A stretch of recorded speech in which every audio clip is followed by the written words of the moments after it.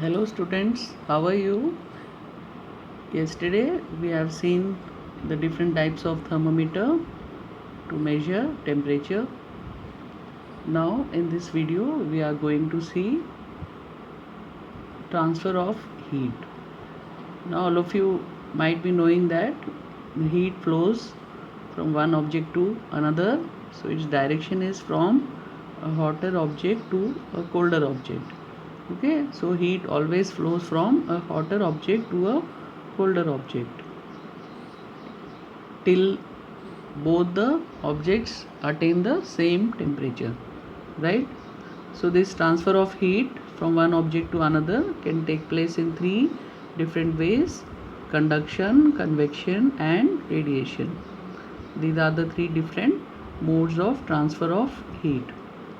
We are going to see about them in detail. So first is conduction. Can you observe here? Heat is provided from this end, but slowly this is a metal rod, and here we have placed some drops of wax. These are some drops of wax. Now when heat is conducted from one place to one end to another, slowly these drops start melting. So this shows that heat is conducted from one end to another, right? So this type of transfer of heat is known as conduction. So the process by which heat is transferred from hotter end to the colder end of an object is known as conduction. So this takes place in solids. All solids, transfer of heat takes place by conduction process. Now, based on the transfer of heat, we can classify the elements into the materials into two types: conductors and insulators. So we'll see what are conductors. So the materials which allow heat to pass through them easily are conductors of heat. So examples are all the metals, right? Aluminium, iron, copper.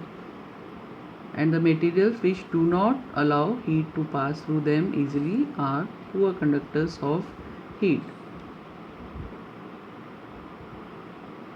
So poor conductors, they are also known as insulators. So some examples are plastic, air, water, wood. They are all poor conductors or insulators of heat. Now the next method is convection. When we heat any liquid, you might have observed that it starts getting heated from the bottom, and slowly when the liquid at the bottom gets heated, it rises up, and then the liquid from the upper layers, it starts coming down and it gets heated. After getting heated, it moves up, and again the liquid from the top layers, it comes down, and in this way this cycle goes on. Now some currents called convection currents are formed inside the liquid, and gradually the whole liquid becomes evenly heated. This process continues. The formation of convection current continues, and slowly the whole liquid gets heated, right? So this can take place in liquids as well as in gases. You know that gases, when they get heated, they move upwards. So the mode of transfer of heat due to the formation of convection currents is known as convection. It takes place in liquids and gases. Now this phenomena is very important. It takes place due to heating of land and water. So sea breeze and land breeze, how they are caused, we are going to see. Now what happens during the daytime, land and sea, two different areas, so which will get heated faster? In daytime, land gets heated faster. So the air here, it rises up and it starts moving towards the warm air, starts moving towards the sea, right? And the cool breeze from the sea, it will come towards the land. Okay, so it will take its place. Then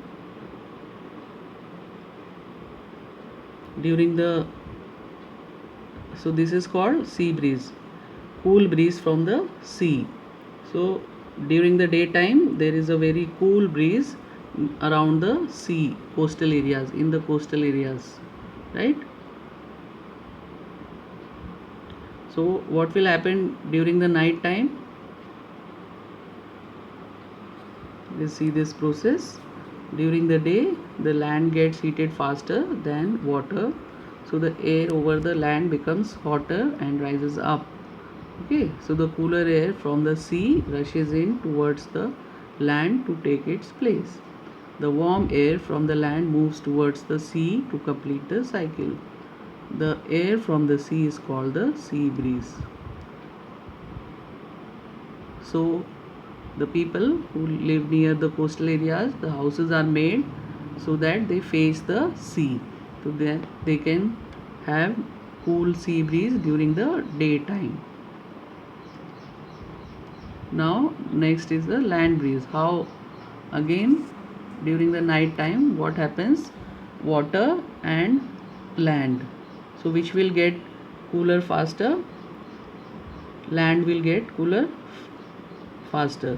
Okay, so the warm air from the sea, again it is coming towards the land, and the cool air from the land, it is moving towards the sea, okay, to take its place, right?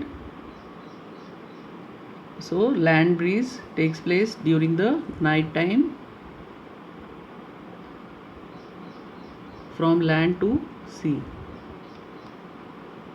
At night it is exactly the reverse. So the reverse process is taking place.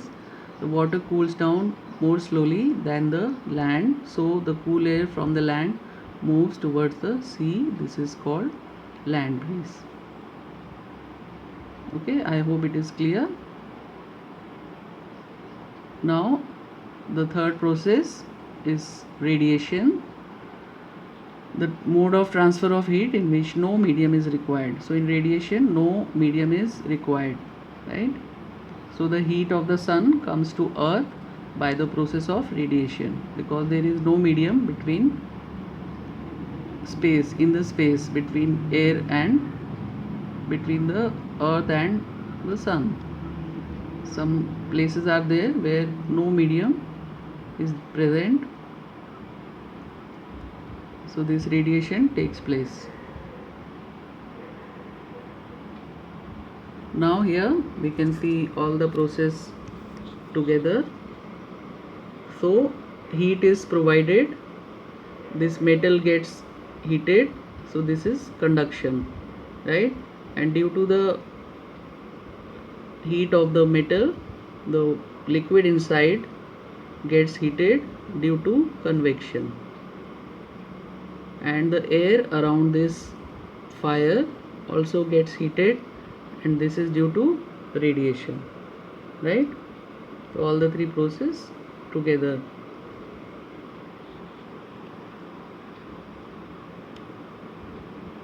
So remember that all hot bodies radiate heat. So heat comes out from all the hot bodies, and when this heat falls on some object, a part of it is reflected. A part is absorbed and a part may be transmitted. So some part is absorbed by the object and some part is transmitted. So therefore the temperature of the object increases due to this heat. So why is it more comfortable to wear white or light colored clothes in summer and dark colored clothes in winter? Now the dark surfaces, they absorb more heat, and therefore we feel comfortable with dark colored clothes in the winter. Okay, they absorb more heat, and in the same way light colored clothes, they reflect most of the heat falling on them, therefore we feel more comfortable wearing them in summer. Then woolen clothes keep us warm in winter. In winter we use woolen clothes. So what is the purpose? Wool is a poor conductor of heat. So there is air trapped in between the wool fibers. This prevents the flow of heat from our body to the cold surroundings. So we feel warm, right? So air gets trapped inside the woolen fibers. So because of that, it prevents the heat to flow from our body to the surroundings, right? So it keeps us warm. Think, suppose you are given the choice in winter of using either one thick blanket or two thin blankets joined together, what would you choose and why? So one thick blanket or two or more thin blankets, what are you going to use? You think about this question, prepare your answer and send it to me. Okay, so this is all about this chapter. I hope it you have learned something, and if you have any difficulty you can contact me. Bye, keep learning.